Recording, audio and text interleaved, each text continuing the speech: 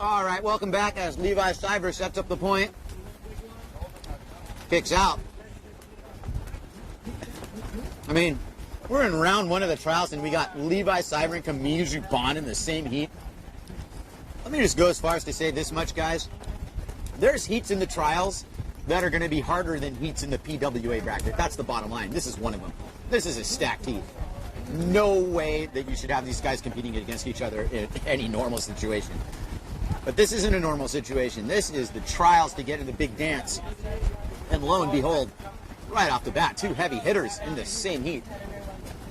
And what we're doing here, based on a couple no-shows, is that Juabn in Heat 9 is going to be thrown in with Camille Juabn's heat, which, yeah, Juabn and then Heat 13. So that's what this is. This is Levi versus Juabn in the first heat of the trials. This is a battle, you guys. This has been the final in some of these AWT events. And now you're telling me it's a first heat in the trials? I mean, wow. All you aspiring wave sailors out there, you better keep training. If you come to Ho'okipa to play with the big boys, you're going to be playing with the big boys sooner than you expect. This heat's gnarly. So all of you guys who are staying up late in Europe, Asia, Africa, New Zealand, Antarctica, Iceland, you name it, you're in for a treat here. This is a real deal heat.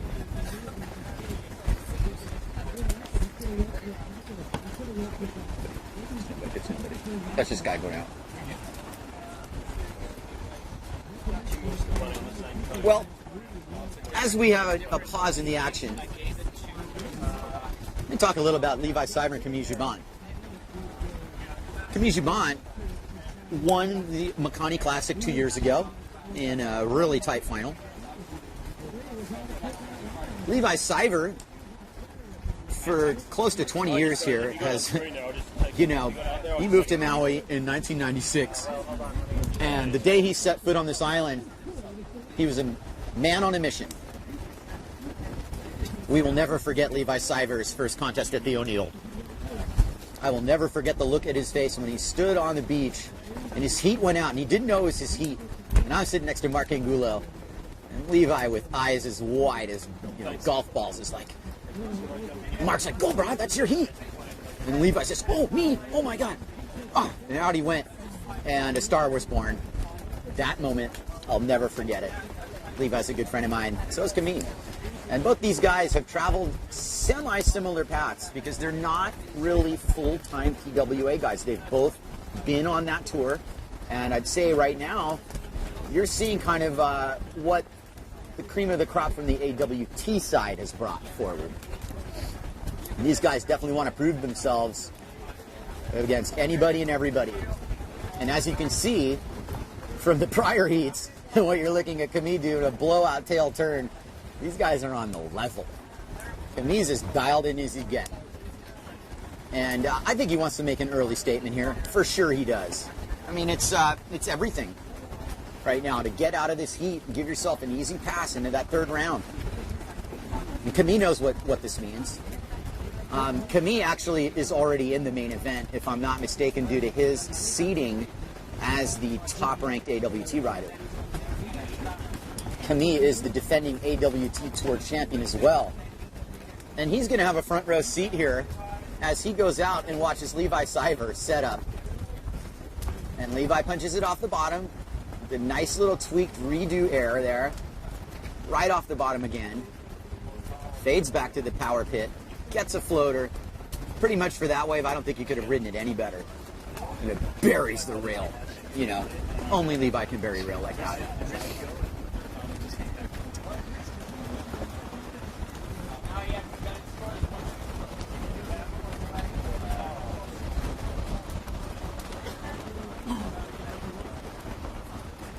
I see. This is Bosi on. So Bosi's in this heat. Marco Bosi. He's riding the RRD sail. That was his opening score. Meanwhile, Camille, I don't even know how he got into the lineup that quickly, but like I said, these guys are on the level, and Camille's really got a nice one here. This is a wave off the point, and he hits it straight up. Man, I'll just let Camille do the talking there. He just destroyed that wave, guys, with the head slam aerial.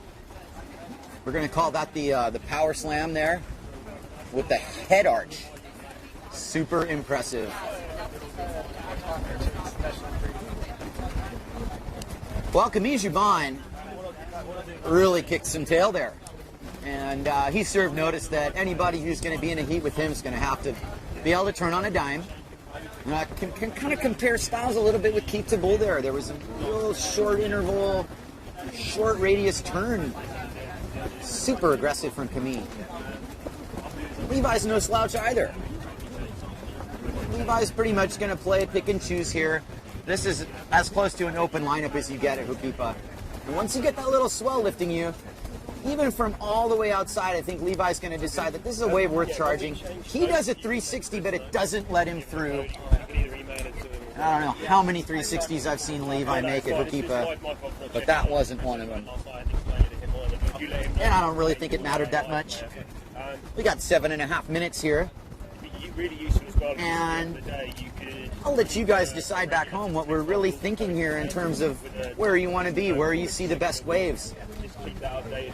I'll tell you one thing. One guy who did the most observing so far was Skylar Haywood, and you can ask him about where the best waves are, because he'll tell you he found them.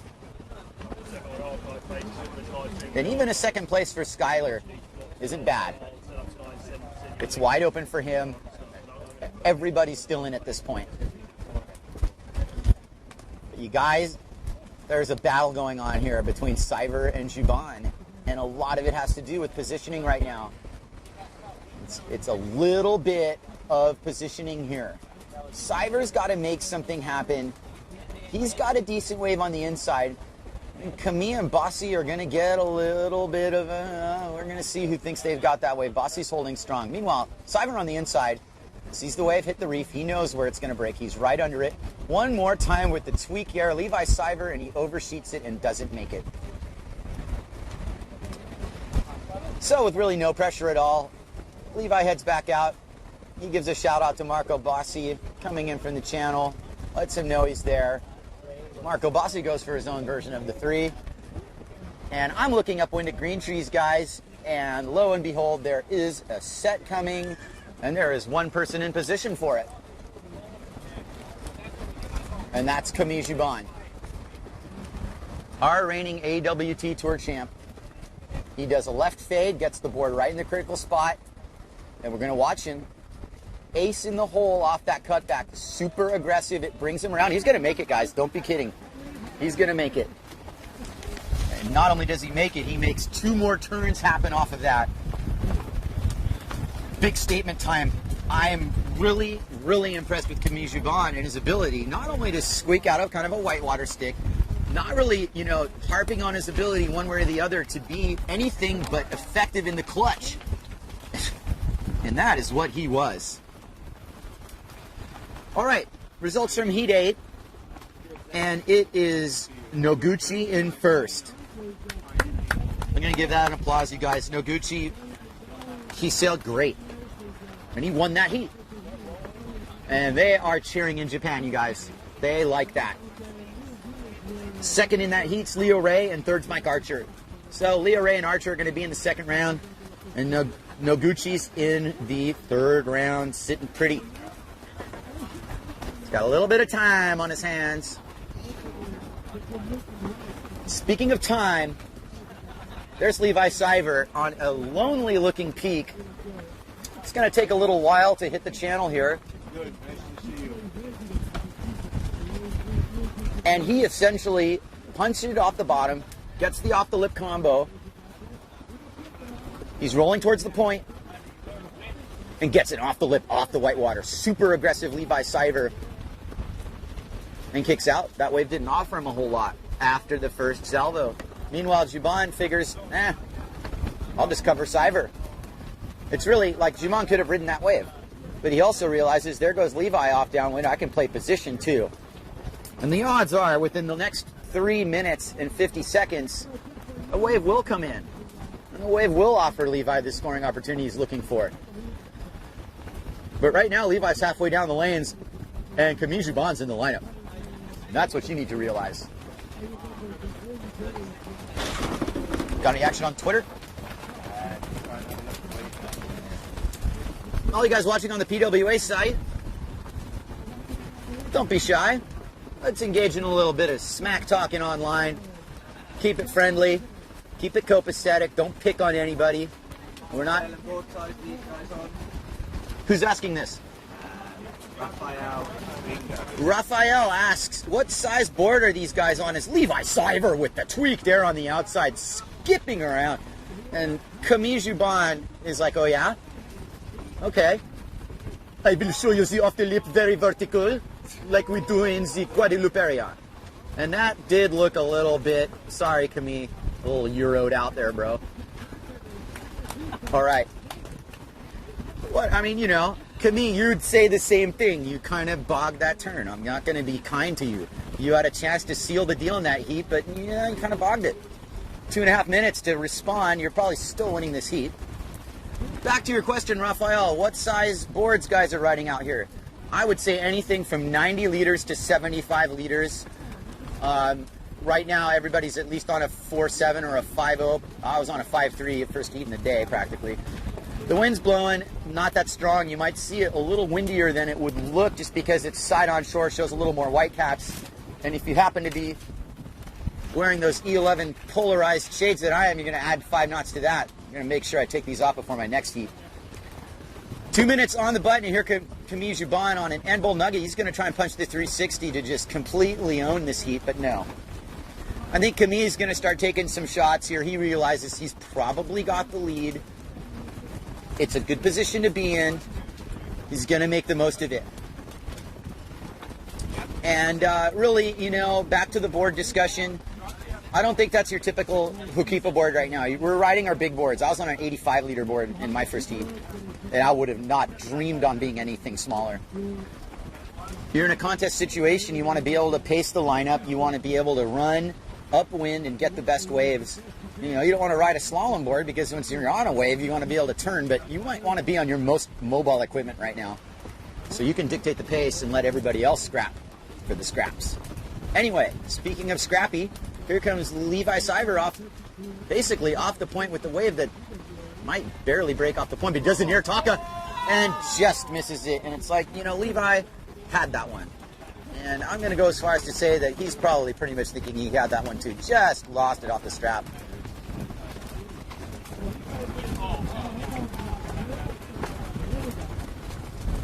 Camille Juabn demonstrating his flawless style, and he makes it happen. That's called home cooking, you guys. You know, you get a wave that might not be the best wave of the day, maybe not even close, but you turn it into a score. And that's when you're doing the home cooking. And we have no reason to be ashamed of that at all. Right now, I think the name of this battle has just basically been own it from the top, own it from the get-go, ride your waves, and send it home. Because you're going to be in position to do it. You're going to be in position to win this heat if you can get the best waves. We're definitely in a situation today where wave selection is going to play a huge role. Within that, there's a little bit of luck, but the most important thing is you make your own luck today. You put yourself in the position to be lucky, then the rest is up to you. So that's the end of that heat in that abbreviated Heat 9, which Camille Juabn was in with Bosi, and then there was nobody in Heat 13 with Levi Siver due to Markham not participating. So what that meant